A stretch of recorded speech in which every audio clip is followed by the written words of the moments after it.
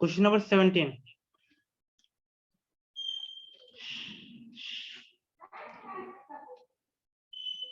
Question number 17 में क्या है हमारा?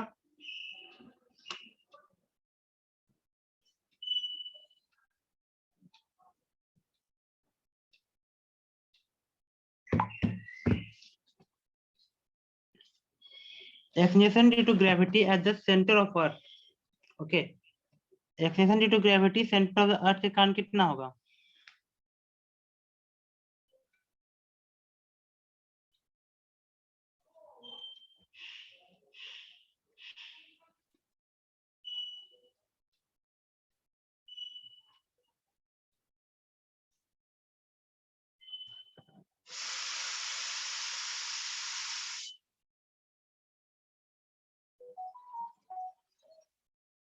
Acceleration due to gravity due to centre, earth के सेंटर के कारण होता है एक्सलेशन ड्यू टू ग्रेविटी कितना होता है?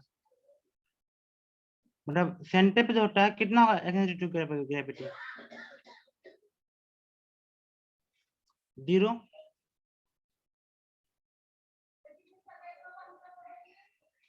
बिल्कुल सही।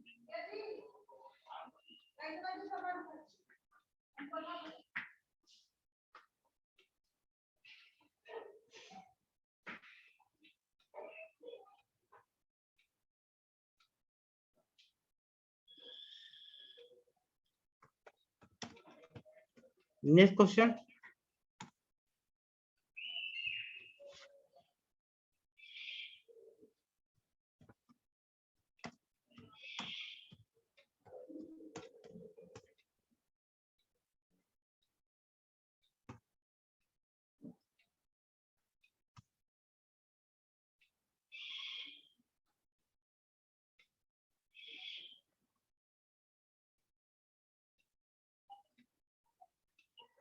Question number 18। The value of d on the surface of the earth depends on, d का जो वैल्यू होता है सरफेस ऑफ अर्थ पे, वो किस पे डिपेंड करता है?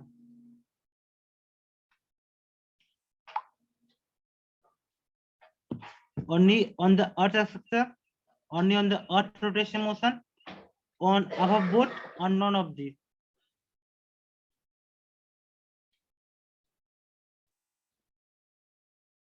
ओके, हमारा अर्थ जो है सर्कुलर है कि इंडिपेंडेंट है, उस पर भी डिपेंड करेगा। ओके, और हमारा अर्थ का रोटेशन कैसा होगा उस पर भी डिपेंड करेगा, दोनों चीज पे डिपेंड करता है।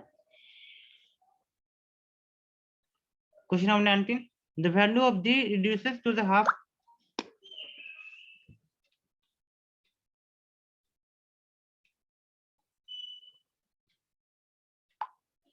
क्वेश्चन नंबर 19 में क्या हमारा?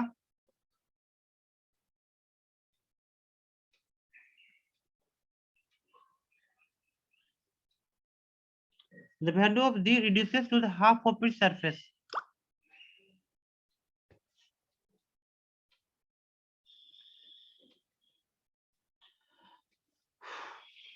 At a height h, तो यहाँ पे हमारा क्या h हाइट पे जाना है। ओके, तो हाइट h पे जाना है, तो हाइट h पे हमारा क्या कांस्टेंट होता है?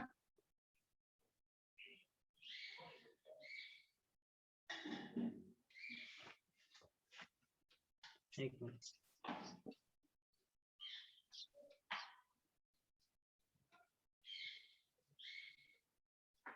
अब बता रही है रिया?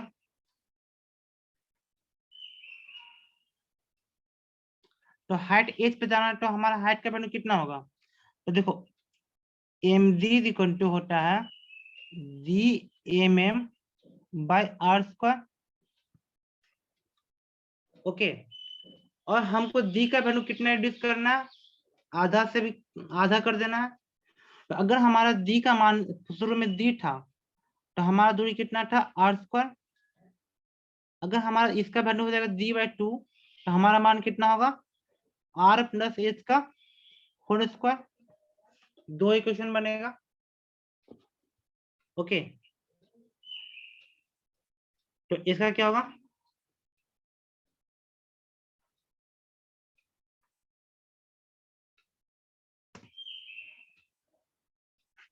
इसका वैल्यू क्या होगा, दोनों को डिवाइड कर दोगे तो आपका मान कितना होगा, यहाँ से आपका 2 is equal to are square और आर प्लस एच का होल स्क्वायर, यहाँ पे कितना होगा, √2r is equal to r plus h. तो एच का मान कितना होगा हमारा, √2 माइनस 1 इंटू आर। तो इससे कौन सा होगा, ऑप्शन नंबर डी, क्योंकि हमने आपको क्या बताया था उसमें, उसमें मैंने आपको बताया था कि अगर हमारा 5% से ज्यादा चेंज होगा तो दो हमारा जो मेन फॉर्मूला था वो यूज करेंगे। तो हमारा वैल्यू एच का मान कितना आ गया, √2 minus 1 into r. Question number 20,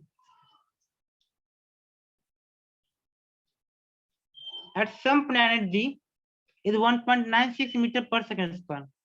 okay, किसी भी प्लेनेट पे हमारा दिया हुआ डी का मान कितना है, 1.96 metre per second square. If it is safe to jump from the height 2 metre on the earth, then what would be the corresponding safe height for jumping on that planet। Okay, अगर earth पे हमारा D का मान है 9.8 है, तो ये 2 metre height के ऊपर जा सकता है, ठीक है। और अगर जो है यही दो है दूसरे प्लेनेट पे होगा तो हमारा हाइट कितने ऊपर तक जा सकता है, ये बात है। तो देखो शुरू में था 9.8 था, तो जंपिंग हाइट तो हमारा कितना है, 2 मीटर का है, तो GMM बाई आर स्क्वायर। और अगर हमारा 1.96 का हो जाएगा तो हमारा वैल्यू कितना हो जाएगा, ये डिस्टेंस का मान वो हमको चाहिए। तो ये कितने में कटेगा, 98 दूना 98 दूना 196। ओके, तो यहाँ पे क्या बचेगा आपके पास, 10 बचेगा, 2 पते 10, 5 नहीं, ये नहीं, ये इससे नहीं बनेगा। जंपिंग हाइट पूछ रहा है,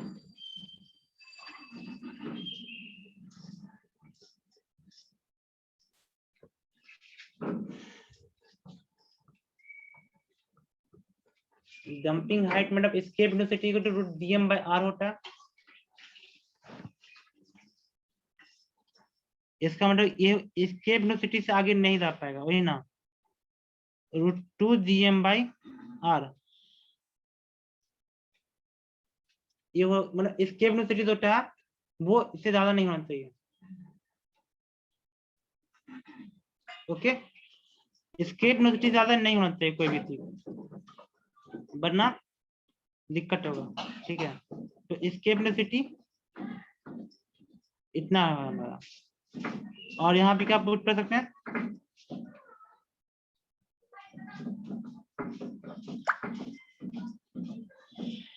तो ये क्वेश्चन शायद ये इसको रहने दो, 20 नंबर रहने दो, इसको बाद में देखते हैं, दिमाग में नहीं आ रहा है।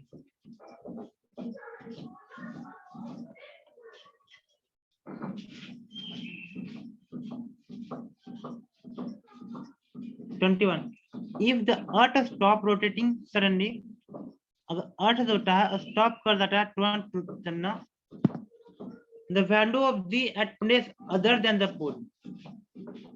ओके, तो यहाँ पे क्या अगर तो d का वैल्यू क्या होगा, पोल को छोड़ करके, तो पोल को छोड़ करके अगर जो होता है अगर अर्थ रोटेट करना छोड़ देगा तो d का मान क्या होगा, तो d dash is equal to d 1 minus आगे था क्या क्या था हमारा, ओमेगा स्क्वायर r और cos थीटा, कुछ ऐसा का था ना। तो अगर वो घूमना छोड़ देगा तो ये वैल्यू जो घट रहा था वो हमारा घटना बंद हो जाएगा, तो हमारा डी का मान क्या हो जाएगा, बढ़ जाएगा। अगर अर्थ रुक जाएगा तो हमारा डी का मान क्या होगा, बढ़ जाएगा पोल को छोड़ करके।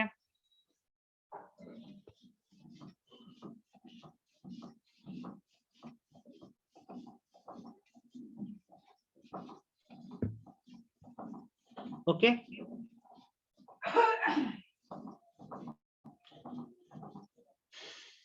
नेक्स्ट क्वेश्चन कौन सा? Question number 22।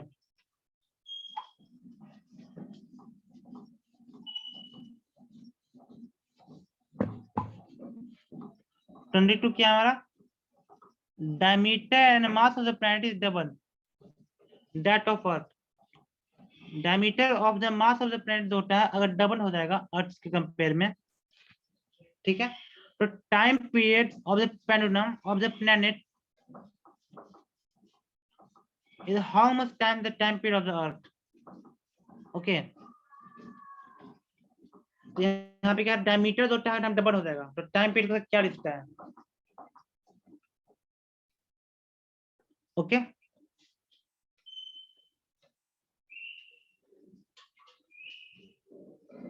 diameter and mass of the planet is double that of the earth. Okay, तो देखो m AC is equal to centripetal force is equal to g mm by r square, क्योंकि g mm by r square, तो यहाँ पे जो centripetal force होगा वो कितना होगा हमारा? ओमेगा स्क्वायर r, और ये m का मान है g mm by r square, तो ये छोटा m कट गया, और ओमेगा का मान कितना होगा? 2 पाई बाई टी। ओके, तो यहाँ पे कितना होगा हमारा? T square is directly proportional to R Q by M.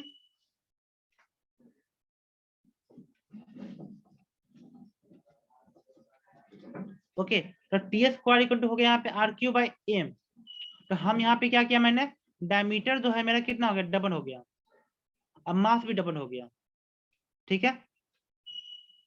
तो देखो जब डायमीटर डबल होगा तो हमारा रेडियस भी डबल होगा। ओके, तो 2 का क्यूब डिवाइड बाय 2, 2 दूनी 4, 4 दूनी 8, डिवाइड बाय 2, तो हमारा कितना हो गया? 4 टाइम्स, तो टी स्क्वायर इक्वल टू 4, तो टी इक्वल टू 2, तो इसका मान कितना होगा? 2 टाइम्स बढ़ जाएगा।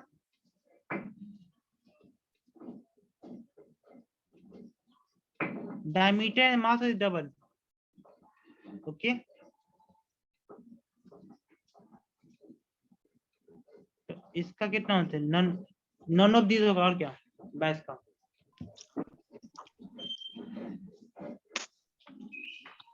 बस कर दिया।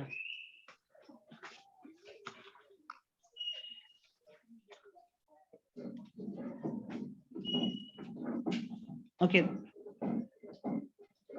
देखिए इसके कंपेयर टाइम पीरियड है ना, टी स्क्वायर आर क्यू का डायरेक्टली प्रोपोर्शन होगा, मास के इनवर्सली प्रोपोर्शन होगा, और इसमें क्या हो सकता है?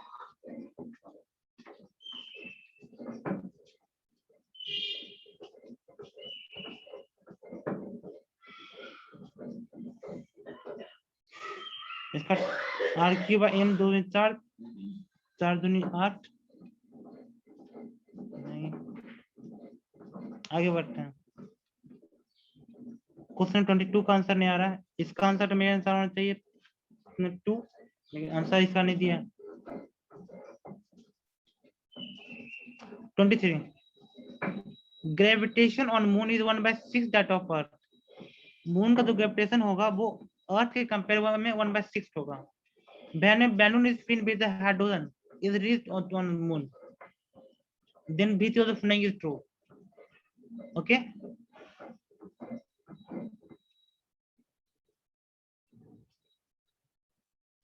Okay. मून का जो ग्रेविटेशन जो 1/6 होगा, तो इसमें कौन सा स्टेटमेंट हमारा सही है?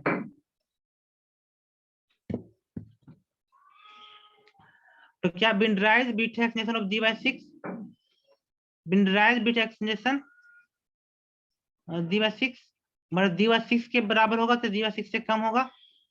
Bit form down beta extension less than 5 d/6, और bit form down beta extension d/6। तो 23 का कौन सा ऑप्शन होगा? अगर किसी पे एक्सटेंशन ड्यू टू ग्रेविटी दी है तो वो दी से नीचे आएगा, अगर उसके ऊपर d/6 हो जाएगा ड्यू टू ग्रेविटी तो वह d/6 से नीचे आएगा। सिंपल सा बात है। तो इसका कौन सा होगा? बिन फॉर्म डाउन बिट एक्सनेशन d by 6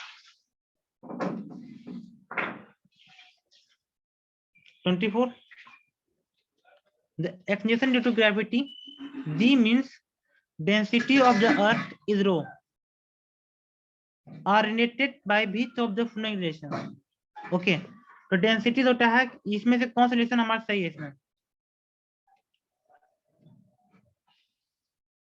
ओके, डेंसिटी का रिलेशन पूछ रहा है, तो यहाँ पे क्या लिखेंगे? dmm by r square is equal to mg. Okay, dmm by r square equal to mg. यहाँ से छोटा m और छोटा m कट गया, अब मास ऑफ द अर्थ कितना होगा? 4/3 पाई आर क्यू इंटू डेंसिटी, ये होगा हमारा मास ऑफ द अर्थ। इसका मान यहाँ पे पुट करेंगे तो हमारा मान कितना होगा? 4/3 dm आर, यहाँ पे आर क्यू पुट करेंगे तो आर स्क्वायर कट गया, is equal to D. Okay, तो हमारा आर इंटू रो, तो डेंसिटी हमारा यहाँ पे कितना आ जाएगा? 3d by 4dr, 3d by 4dr, 4/3 पाई ना, हाँ, तो पाई भी यहाँ पे नीचे आ जाएगा, तो हमारा कौन सा ऑप्शन होगा? 3d by 4 pi dr, option number 3। 25. More amount of sugar is obtained in 1 kg weight, तो 1 kg weight चाहिए, तो हमको 10 शुगर चाहिए। ओके, हमें शुगर 10 चाहिए, तो हमको मास 10 चाहिए।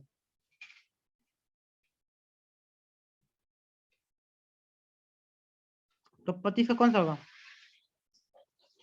सबसे ज्यादा कहाँ पे होगा? तो यहाँ पे इक्वेटर पे 2 होगा, इक्वेटर पे 2 है, कितना होगा सबसे ज्यादा? सबसे कम ग्रेविटी होगा, क्योंकि वहां पे थीटा का मान 0, cos 0 का मान 1 होगा, तो इक्वेटर पे 2 होता है, डी का मान सबसे ज्यादा कम, तो मतलब कि उसमें क्या होगा? उसका वेट कम होगा, तो मास ज्यादा होगा, वेट कम होगा, तो ज्यादा मास का कम वेट हमको मान चलेगा इक्वेटर पे, तो इक्वेटर पे 2 होगा, हमें ज्यादा चीनी मिलेगा। अगर हम इक्वेटर पे जाकर चीनी खरीदेंगे तो हमको ज्यादा चीनी देगा और हमको वेट लगेगा कि वो एक ही केजी का है, चाहे कम है। ओके, क्योंकि वेट इक्वेटर पे सबसे कम होता है, और नॉर्थ पोल और साउथ पोल पे वेट होता है वो ज्यादा होता है। Okay, 26. When you move from the equator to pole, then the value of acceleration due to gravity, अगर हम इक्वेटर से पोल की तरफ जाएंगे तो एक्सलेशन ड्यू टू ग्रेविटी क्या होगा? बढ़ेगा कि घटेगा?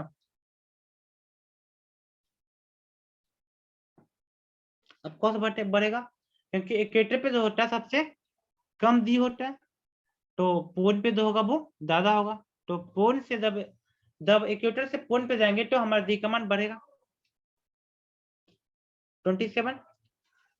When the radius of the earth is reduced by 1% without changing in the mass, then acceleration due to gravity will, अब देखो यहाँ पे हमको मास किसी भी प्लैनेट का चेंज नहीं कर रहा है, लेकिन रेडियस चेंज कर रहा है, तो इसका मतलब क्या होगा? डी जो होगा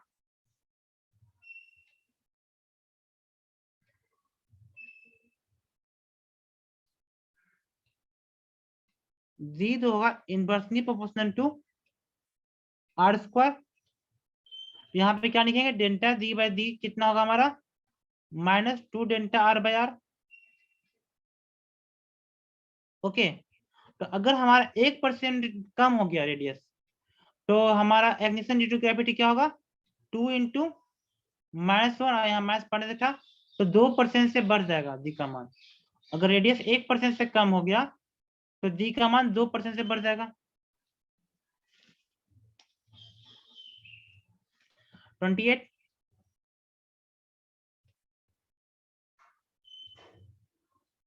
Weight of a body of mass m decrease by 1% when it is raised to the height h. Okay, about the earth surface. If the body is taken to a depth h in a mine, then its weight will be okay. इसमें क्या करा हम 1% हम हमारा wait कम गया जब हम ऊपर गए तो ठीक है। तो जब हम नीचे जाएंगे एच तो हमारा जो होगा कितना 2 वेट कमेगा। ओके तो ऊपर जाने में क्या होता था हमारा ऊपर जाने में क्या डेल्टा जी बाई जी का मान कितना होता है 2 डेल्टा एच बाई एच ऊपर जाने की कहानी है और नीचे जाने की कहानी में क्या होता है डेल्टा जी बाई जी कितना होगा हमारा delta H by H. Okay तो ऊपर गए हम तो इतना हुआ ठीक है। तो डेल्टा एच बाई एच दोनों में सेम है तो ऊपर में डेल्टा जी बाई जी कितना हुआ हमारा 1% और यहाँ का हमको चाहिए। ओके तो हमारा ये पे एक सामान कितना होगा 1/2 तो नीचे कितना होगा 1/2% घटेगा मतलब आधा परसेंट। अगर ऊपर 1% घट रहा है तो नीचे क्या होगा 0.5% घटेगा बढ़ेगा तो है ही नहीं। ओके बढ़ कभी नहीं सकता क्योंकि हमेशा सरफेस पे जो होता है एक्सलेशन ड्यू टू ग्रेविटी सबसे ज्यादा होता है।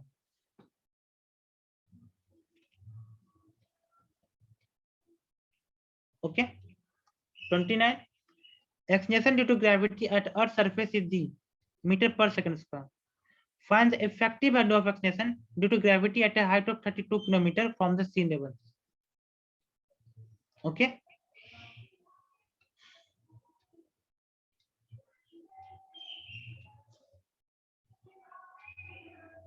ठीक है तो हम कितना ऊपर गए 32 किलोमीटर पर गए।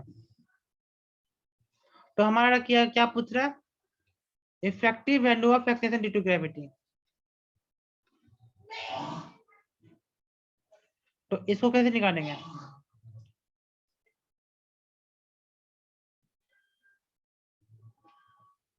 शुरू में इसका मान दी था तो हमारा कितना था 6400 किलोमीटर था। ओके हमारा दी का मान क्या होगा जब हम चल जाएंगे कितना 6400 प्लस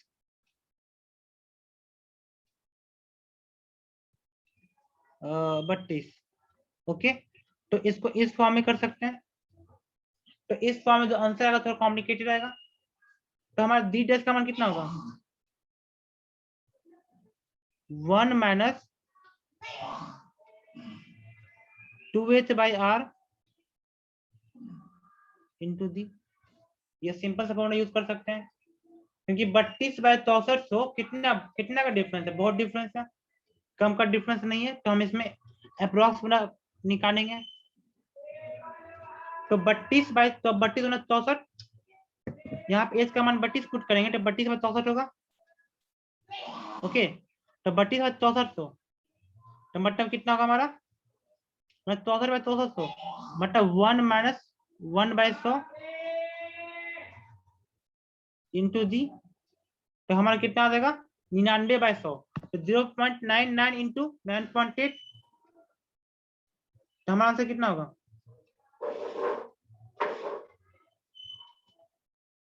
0.99 इंटू 9.8।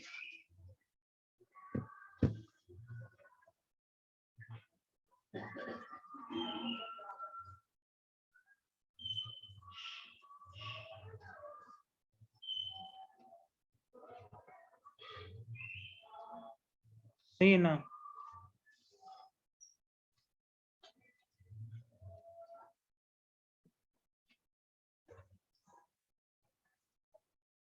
1 माइनस 64/6400 100 तो 99 बाय 0. कितना ना होगा 1 माइनस 2h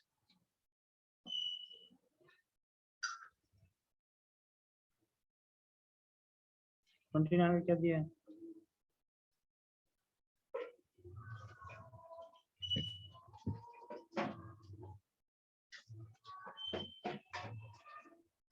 और यहाँ पे दी कमांड कितना करने कर रहा है देखो डी का मान 9.8 कर पुट करने जा रहा है, इसका मान 10 पुट करते हैं।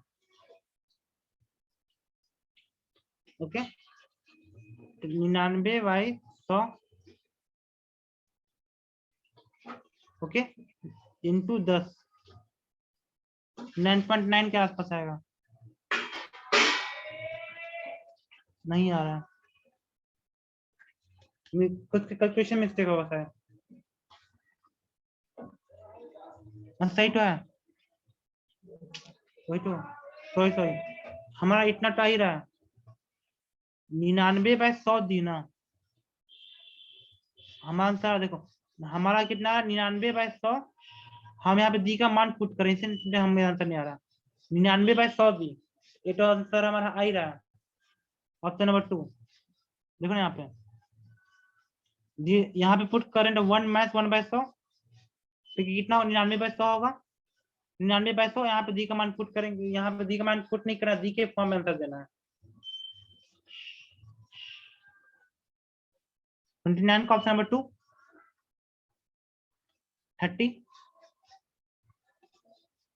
30 में क्या दिया हुआ, the mass of the moon is 1% of the mass of the earth and the ratio of the gravitational pull of earth on the moon and to the moon on the earth। Okay कह रहा है कि moon और अर्थ के बीच में जो gravitational force होगा, दोनों का रेशियो कितना होगा, जबकि मून का जो मास है 1% है अर्थ का, तो ग्रेविटेशनल फोर्स का म्यूचुअल ना होता है, तो दोनों फोर्स का मान क्या सेम ना होगा, 1:1। ये समझ आया, मून का मास 1% कम है अर्थ के कंपेयर में, लेकिन जो हमारा कितना जी m1 m2 बाय अर्थ पर, तो मून और अर्थ के बीच में जो ग्रेविटेशनल फोर्स लगेगा वो दोनों बराबर रहेगा।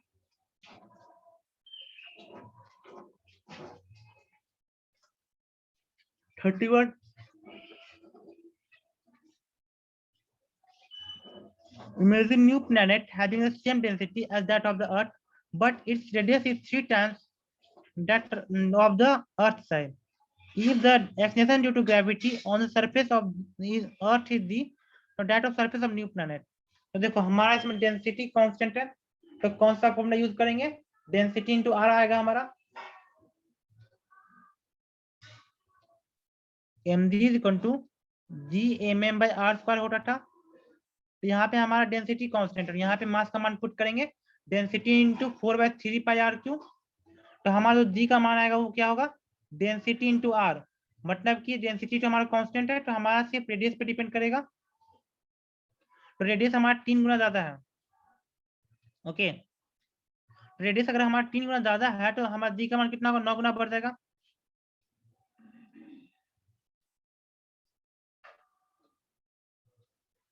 ओके 32 में क्या, the change in value of d at a height h above the surface of the earth is same that of the depth at d if d and h are much smaller that of the radius of the earth, then which one being the following correct, इसमें से कौन सा हमारा correct होगा।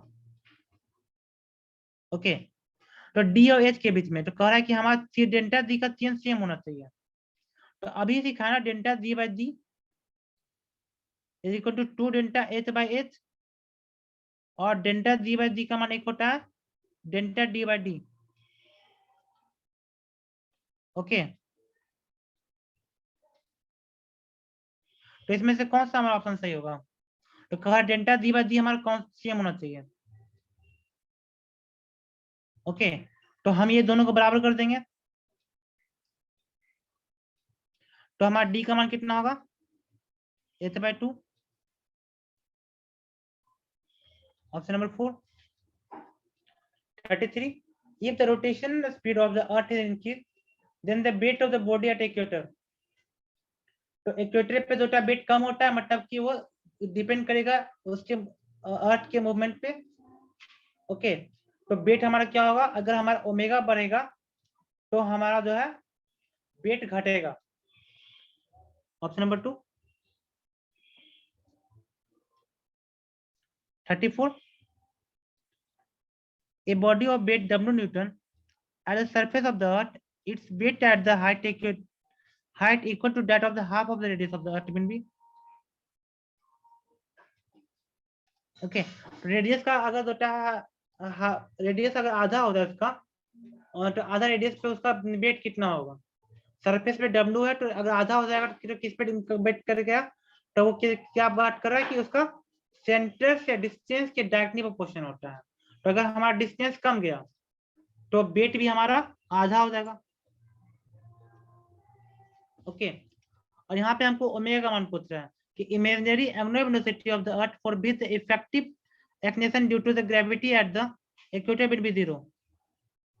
तो equator पे हमारा D का मान 0 होना चाहिए। तो उसके लिए क्या करना है? D dash is equal to कितना होता था हमारा? D 1 minus omega square R cos theta. Cos theta का मान कितना होना चाहिए? 1 होना चाहिए। तो इसका मतलब क्या है हमारा?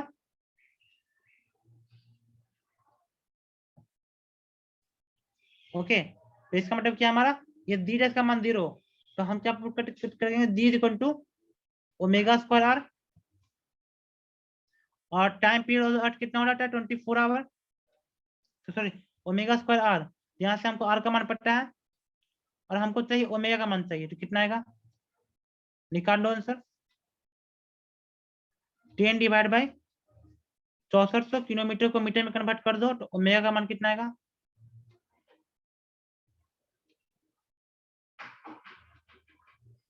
ओमेगा का मान कितना आएगा? 8864, तो 1/800 कितना हो गया?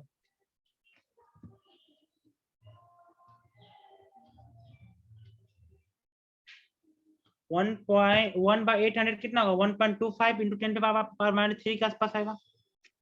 Option number 1। 2 क्वेश्चन नहीं बना, उसको हम चेक करेंगे, दिमाग में शायद नहीं आ रहा उस समय।